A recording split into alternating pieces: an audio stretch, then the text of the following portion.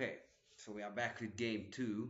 Okay, so right now, currently the mono black player is up one game, and we're starting us off. Urza has just dropped one of the best examples of what makes this a very unique format. A card that literally for 2 mana just shuts down all the flying attackers. Yeah, that was like when I saw this card, I'm like, okay, now my main glade play is basically dealt with. But let's see if I can overwhelm this, because now So I'm reading it, it it, it too. is 2 mana to stop any attacking creature. Now, 2 mana is not cheap by any means. Well, set attacking creatures arriving to the board. Yep. It's a 3/2 flyer for 2 mana. And I was very confident with that card. Actually, I realized a lot of shortcomings of that piece of cardboard. It 2 mana's a lot. Like there's like and here is one of the most busted commons in the set. The ability to prevent 2 damage by tapping the creature is so huge just because this format is notorious for having bears. Yeah, like now I'm feeling discouraged, and I'm actually thinking whether to attack or not. Here, and I decide not to. Although, like mathematically, I think I should have just attacked because there's 2 point of damage coming back here, and I'm dealing three on this one.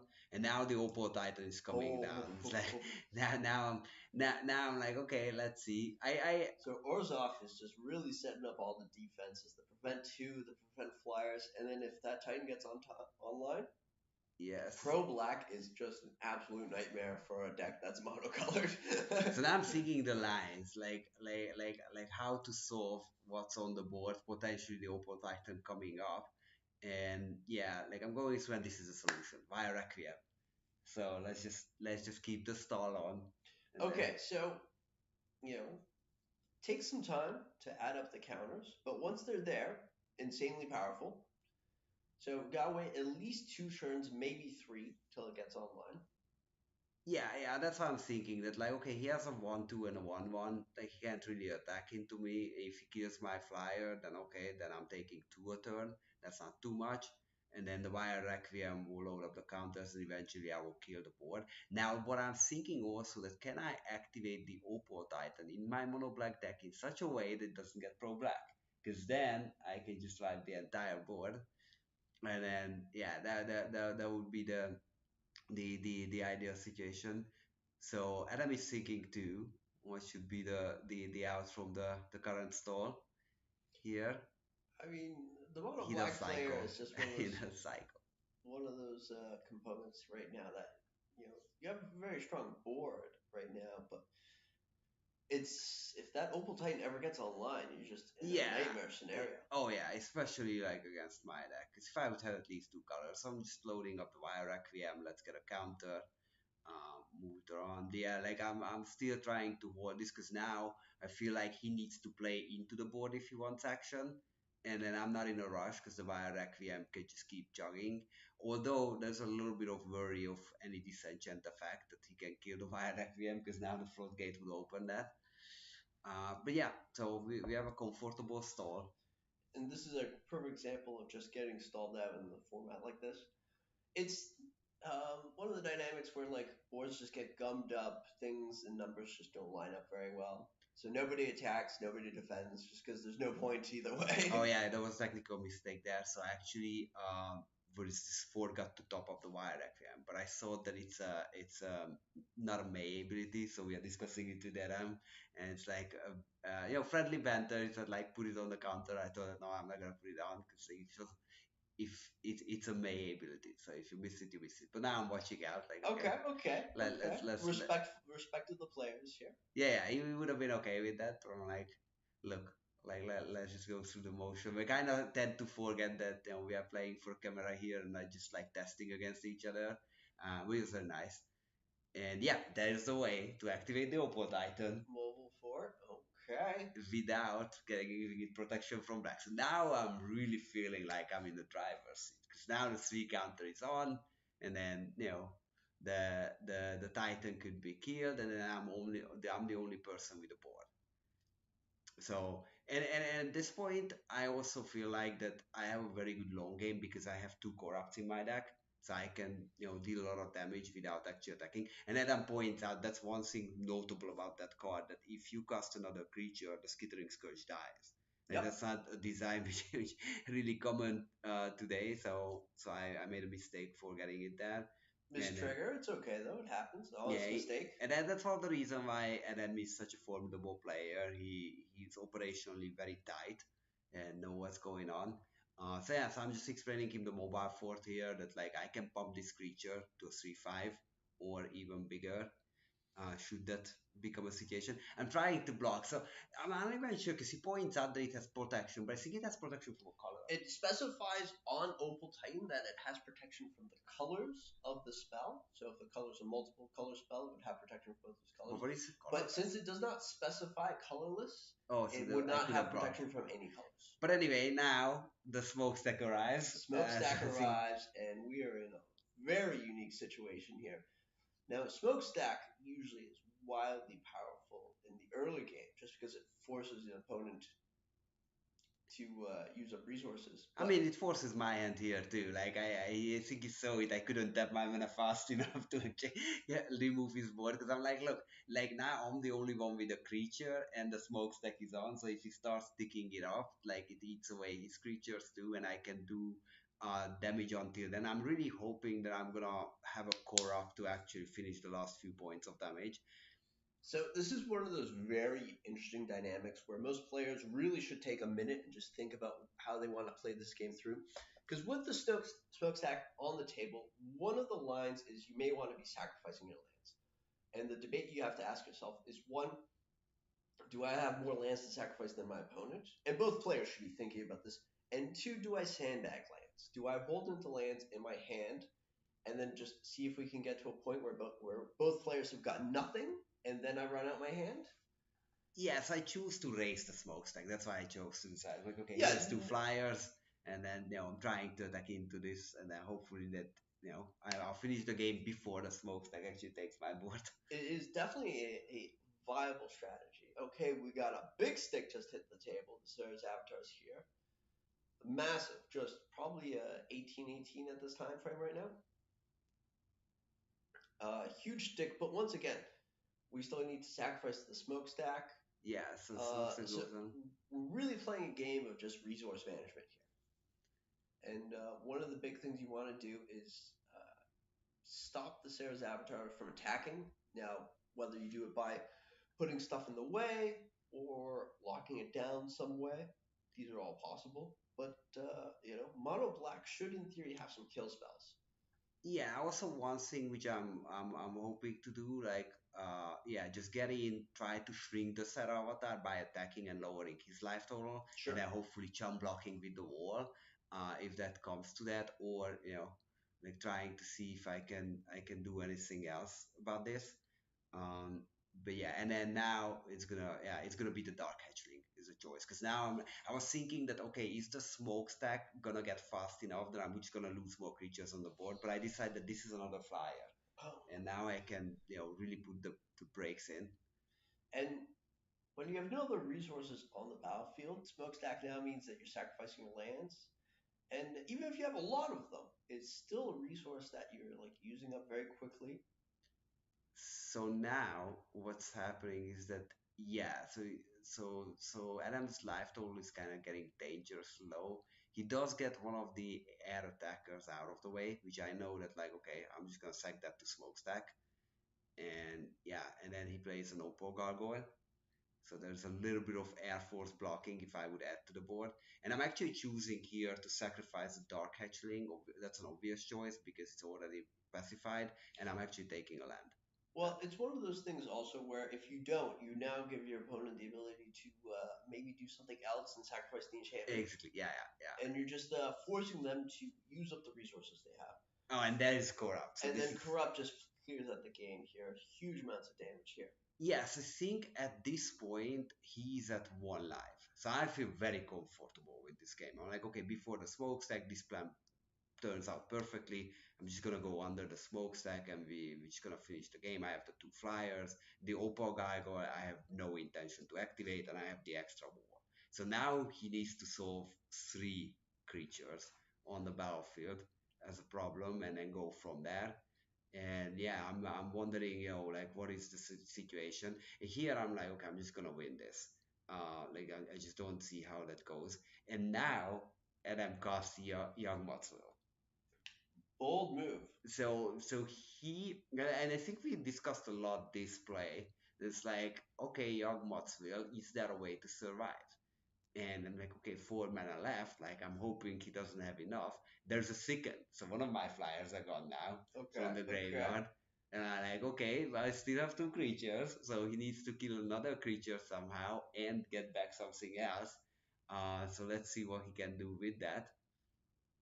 And yeah, but now I'm like this is when I'm starting to move from being overconfident to like kind of doubting myself. It's like, okay, am I winning this game still? And now what he's trying to see if I can use the wall to attack. And he's like, okay, that's just a wall. And I'm pointing out that no, this creature actually can activate an attack as a 3/5. It may have actually been made more sense the turn that you played the corrupt to actually attack with the wall and push the creature damage down, so that way you could just more easily Yeah, close out yeah, with the exactly. corrupt. Yes, that's exactly what I'm thinking too at this point. That I think there was a mistake somewhere. And now there's a pacifism and there's a blocker. So now he actually can survive the turn. If I don't find a removal for that creature, which gets it out of there, like I can't finish it. I can't replay a creature because there's no Pole Gargoyle over there, and the smokestack is sticking on me. So So this is a perfect example of where you still may want to consider just holding back. Just you may want to consider holding back and just like sandbagging things, because your opponent actually like can't really close out this game right now. Your yeah, opponent, you have like this absolute huge amount of life. yeah, that's exactly what the play is. Yeah, and I'm actually adding another flyer, and now he gets the flyer. So this is something which I miscalculated. that I wanted to get the 2 creature on the board, but then I kind of forget about the Opal Gargoyle, and I'm like, now okay, now it's like still 1 creature on the board. So at this point, I'm hoping that he does not have a creature to follow this up with to block the wall the next turn. But now the smokestack is, I think, ticking on 3 or 4 over there. So I'm worried that I can't activate the wall anymore. So this is a perfect example of just the uniqueness of really thinking through your future turns when you play an effect like Smokestack. Because right now, the Orzhov player is only got 5 permanents on the field. Oh Well, no. those are going with the smokestack, so he's Okay, just so like those are trying going. to figure out what goes where. So what happens now is effectively they have 2 more turns until like everything gets blanked out. Yeah, I think now looking back, my line was that play the creature because next turn, in that way, if the smokestack goes to 4, I sacrifice 3 lands and the second creature, so I keep the wall, and if I top deck a land, I still have an attacker because I can pump it. But then the Opal Gargoyle was kind of messing up that equation here. Yeah, this is a perfect example of like you could have just maybe even sat back, sandbag some lands, play some more bodies. And now we are just completely down because he has 2 creatures. There's no way that I'm attacking 2. So now I'm like my confidence is going down, and now I'm like throwing in the smokestack and the 3 lands. I still have the flyer. I want to get the Gopal Gargoyle down there, so I want to force a block here and a trade.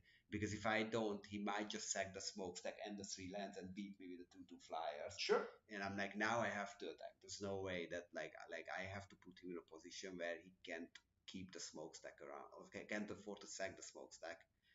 Because the realist, if that stays, then it's a 20 turn clock. I'm at this point after the corrupt, I'm I think at 22 life. Oh, So I'm okay. like, look, like Your opponent's gonna deck out just pretty much before you're yeah, gonna. that's what I'm hoping. But he's also thinking that does he want to take the clock and clean out the smokestack here and just have a 1/1 which is chipping away, or he wants to take my last 2 lands because he's at 1. Like he wants me to not play anything at this point. Yep, and this is one of those things. Yeah, Tough decision, yeah, but he it's a actually tough gives the decision. soaks back. He wants to reset Bold us. move.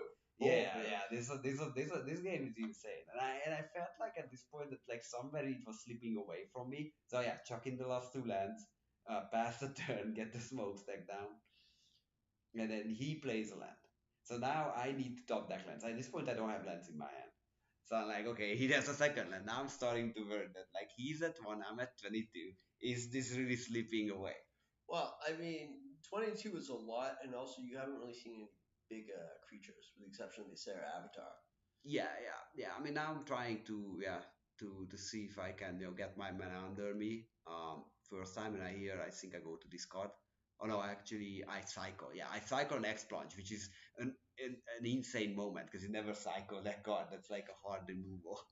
Well, I mean, Expunge does have the clause that it can't Yeah, more target black. black creatures, and because of that, against Orzhov, it's not like the craziest It's not the line. craziest, but still like a hard removal. Like I felt very bad, and now the angelic purge is coming down, and now that's a 2/3 flyer. So now Oh, we are two damage having, a turn, add up yeah. fast, but still we're in a deck out phase. Yeah, Cross that this is bridge good. This is good because he can't attack now. There's a 1/1 on the board, so that's with one damage, regenerate, which is not easy and to then I'm deal with. being at 1 life. So now I'm like, okay, at least I kind of block the entry page until this point where the second one arrives. Because now I'm like, okay, now I can't really attack, and yeah, so we're trying to see how can I get through here. Any action on either side could really just swap this game night and day. Yeah, he has the mana. I'm still, kind of stressed out trying to find the third land and a fourth because like most of my good plays would be around four. And I know that like I have a diabolic servitude here. I'm looking to get back the hatchling at one point, so that was my game plan, and I'm just trying to make sure that I'm not taking too much damage until then. Hopefully that's overtakes. And then doesn't have too many cards. Oh, I think that is a key moment. So he drew a card and now he was calling over the audience, shows them the card, and I'm like, what is going on? And then and then there's a discussion, people are laughing, and I'm like, what the card could be, because he looks at me like, oh, and I'm like, that doesn't sound good. So now I'm like, and this is I think the point when I realize that, oh my god, this is ill-gotten gains. So like now I have 7 action in my hand, and then I'm gonna lose that 7 action. He doesn't have anything in the hand, so he's actually just getting 3 extra cards, and then basically equaling the card advantage while being ahead on board with the 2 flyers. Which is huge, Yeah, absolutely huge. I'm like now I'm really worried that I'm gonna lose this game. And yeah, I'm trying to like now I'm counting the cards. I'm looking at what goes where, what's going to get discarded, what's gonna come back after the gotten it. At this point, the carry's out of the bag. We both know what's happening over there. I mean, this is also one of those things. It's a very friendly game. Like nobody's playing at super competitive levels, No, no, no. But some of the plays with the young bots will getting practice stuff, being able to survive smokestack. Like I think these are just plays you don't see very often, especially not in today's Magic design. And yeah, like it's good to be part of these moments. And yeah, I'm thinking, like, okay, what do I play out on this board? And yeah, I'll go with the shade because I'm like the shade is. Shade is a solid card just because it gives you the ability to just get so big so fast, especially in a mono black deck. In a two color deck, it's a little less scary just because you got pumping so much mana into it. But Yeah, and I think that was a hope that like okay, he has the flyer, which could be it's a 2/3 flyer right now. If he taps both the angelic page, it's a 4/5 flyer. But if I have one more land, the shade will be able to eat that flyer. So that's my hope. And now the Ilgotten games, as we discussed, is coming. which is such a unique card, probably is not talked about enough in Commander. Oh yeah. No, that's a good card. So I'm discarding 7. He discards basically nothing, and now he's looking what to get back from the graveyard. He gets back 3 cards. I get back 3 cards. So both players get back three cards. Now, one of the interesting things is both players get to choose at the same time. So it's not like you get to see what they choose and then you pick a counter pick. Everybody's picking at the same time. So you get a little bit of like Yeah, that was a just both call there players too. will know what the options are available to each other player, and it's playing a little psychological game here if you're playing at a really the highest level.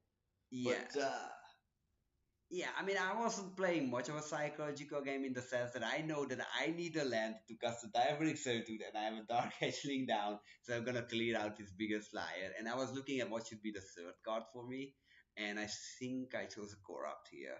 because I'm like, okay, if I draw more lands, that's just gonna win me the game with no interaction. Um, and then I have the shade still, which is a clock, so I'm hoping that the shade will start eating up creatures. But yeah, this is I think Adam is discussing if he should get back to smokestack. It's not the craziest play, but if you're getting something back like Smokestack on a field like this, you may want to. You're like really sitting in for a long game. Yeah. That's yeah. And I'm like, I was trying to think what would happen if I get like smokestacked again. It didn't sound it good to me. Now, I personally think Smokestack's a great idea here, because you have Oh, and the the pacifism. enchantment, the halo that you can keep on getting back. Oh yeah, absolutely. Yeah, and then yeah, you create an asymmetry with smokestack because they do need to sacrifice something which they never get back. Yeah, which effectively just says at that point you do it for Smokestack to one, Yeah, and you keep on sacrificing the halo. Where Smokestack effectively will just say your target opponent sacrifices a permanent during their upkeep, and you have yeah, to which pay is two during your unbelievable. upkeep. Yeah, which is pretty good. It's an eye for the force land. So I mean, I didn't. I got it back from Yogotten. It's I know that this play is set up, and I'm hoping to clear the air enough. And now, so Diabolic Servitude is coming down. That's mission number one. Now that I lost one of my bigger force to the pacifism, so now Dark Hatchling is coming back. Which is a huge play here. Yeah, because Just now like value on value. exactly. And now I have like a formidable flyer, kill his flyer. And what's happening is that I know that he gets back the halo. So now I need to get rid of the angelic page. And I'm like, okay, like maybe I can force an attack because he's at one and then have a block. So I send it in. Uh yeah. I send it in, right? He points it out that he gets +1/+1, so he's just gonna eat my creature. And Very, very then kind of like your opponent here. yeah, but then I again it's like, oh okay, we're not just that six, I'm just losing this creature. And I'm like, okay, now I'm like I got him down to one, get smokestacked away, and now I'm feeling like okay, I made this big mistake which might cost me the game. And he does have the halo, so I'm thinking that okay, like what is gonna happen with it? Smokestack coming back. So now we are clocking again, and I think yeah, he did play And the goes for second the page. angelic page. I Oh, think that's a safe play actually, because if he interesting. draws for the aura and I can kill the page, then he dies. But here, at least if I have war removal, then it's good because one of them survives and can still jump block. That's true. I think he's playing the conservative line. That's one of the reasons why Adam is such a good player. He, he doesn't overcommit, not rushing these decisions. I think he's Well, on I point. mean, for the record, anybody that's playing at one life makes misplay. I can understand. One life's a very low life total. Yeah, I think this game I would have lost many times if he wasn't at one life. Like some of the things, and here's a second. He exactly did the right play Yeah. because I guess he would have been, like way more punished.